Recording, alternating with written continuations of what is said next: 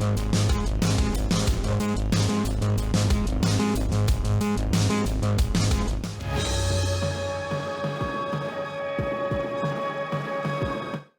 everyone, welcome to Toons. I'm Luke and in today's video I'm going to be reviewing Once Upon a Snowman. So Once Upon a Snowman is a new Frozen short that just came out on Disney Plus, and it pretty much tells the tale of what happened to Olaf after he was created. So what happens in this film? Well, the film itself is only 7 minutes long, but I will give you a brief summary. Of course, Disney gives us the mandatory reminder of how great a song Let It Go is, because that is exactly how this film starts, with Elsa creating Olaf during the Let It Go musical number.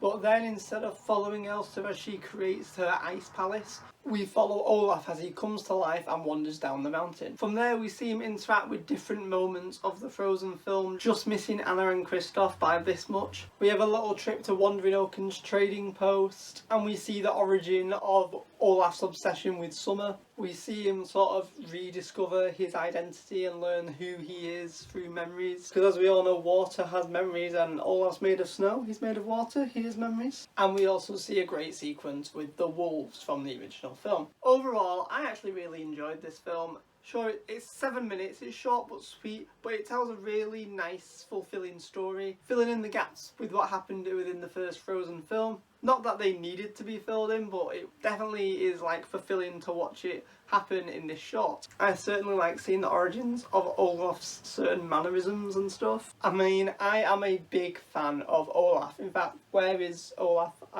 One second.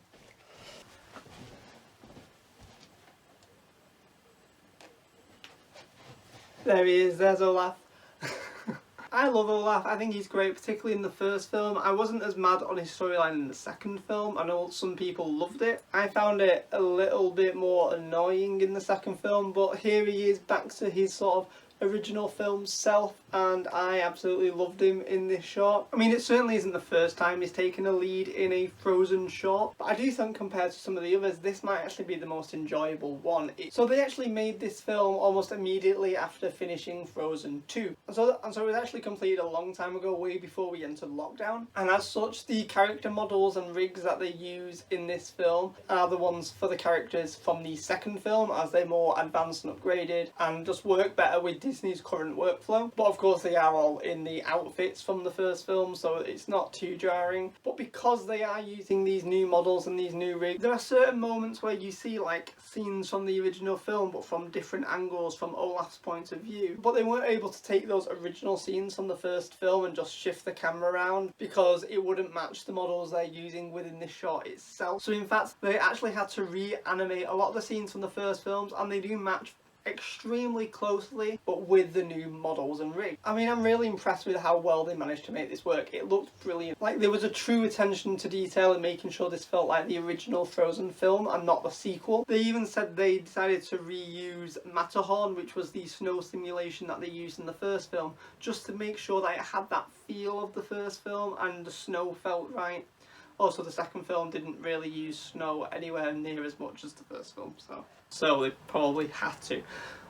Now, this is a full 7 minute short, as I mentioned earlier. This isn't like the Olaf at Home series of shorts that we've had coming out slowly over lockdown. No, they were just like quick 30 to 40 second shorts that were normally made by single animators working for Disney at home, that they just released on YouTube for free as a sort of fun thing for children to look forward to during the global crisis. And if you've not seen those yet, you should definitely check them out. I'll link them up here. They're just fun short little clips that you can watch and just see Olaf be Olaf. This was a full film that was completed almost entirely before March, so it wasn't really affected in any way by it. They were always planning on releasing it around now. They did announce it around the time Frozen 2 came out, I think, as something they were working on, and it is a full like Disney production. It was something they made to put straight on the Disney Plus service as extra content for the service, which is something that it desperately needs. I mean, I love Disney Plus, but it is very short on original content. And particularly when you think that this 7 minute short is their main thing that they were releasing this week, 7 minutes of content, you are starting to see that Disney Plus doesn't always have a lot to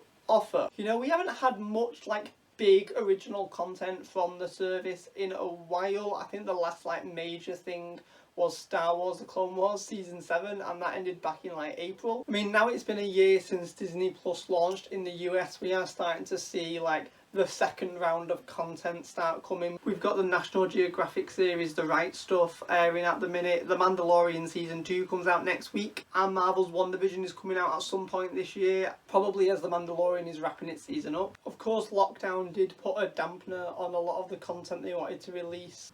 Had they wrapped shooting in time, they would have been able to air The Falcon and The Winter Soldier earlier this summer. They had to halt production of High School Musical, the musical, the series, season 2. I know they've restarted production and they are going to release a Christmas special before the year is up, but season 2 isn't going to be coming out until next year. So I do think with what's happened, it has put a bit of a dampener on the content they were planning to release. But as great as this short was, I don't think it's enough to drive people to the service, and I don't think it's necessarily enough to get people to feel fully satisfied with the price of the subscription. That being said, I really enjoyed it. Obviously here in the UK and in certain other countries, Disney Plus is now the exclusive home for Disney Channel, Disney XD, Disney Junior content. And I know they are releasing the Owl House on Disney Plus next week, which I'm really excited for. And I do think if you are looking for that content, it's definitely worth it. And I do think if you're mainly in it for the originals and you don't really care too much about the backlog and the children's content, that there is much to be desired. But I think they are going to be improving on that in the next few months. So this is certainly a start, and I definitely enjoyed it. But I do think for some, it probably is going to leave a little much to be desired. But I really enjoyed it, and it gets 2 thumbs up from me. And that's pretty much it. It was a pretty short video, but it was a pretty short film to review. So if you like the review, please give this video a like. And if you want to see more, hit that subscribe button and ring that notification bell to be notified the next time I've got a video out. Alright guys, thanks for watching. Cheers. Thanks for watching Tube of Tunes. If you want more from the channel, hit subscribe. If you want to keep up to date with what's going on, follow us on our socials. Hope you liked it. Cheers.